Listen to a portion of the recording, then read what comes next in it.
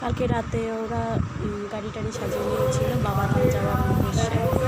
তো যে গাড়ি সাজিয়ে নিয়েছে আর আমার ছেলে ড্রাইভারের ওখানে বসে আছে। তো দেখো সাজানোটা কেমন হয়েছে, কমেন্টে অবশ্যই জানাবে যে গাড়ি সাজানোটা কেমন হয়েছে। তো আমার হাজব্যান্ডরা গেছে তার বন্ধু বান্ধব আরও আমাদের মানে এই দৌলতপুরের কয়েকজন।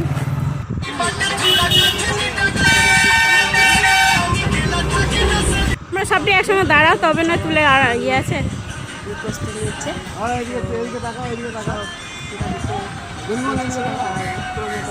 বাচ্চা কাচ্চারাও একটু মজা করে ব্যাগ কিনতে এসেছিল কিছুক্ষণের জন্য। যে আমরা গাড়ির সামনে দেখতে গেছি, এবার আমরা গেলাম না, কারণ আমার ছেলের পরীক্ষা চলছে, তো সেই জন্য যাওয়ার হলো না। তো সামনের বার দেখি যদি কপালে থাকে তাহলে যাবো। এই যে তার যাওয়ার আগে একটু ছবি কয়েকটা তুলে দিয়েছি।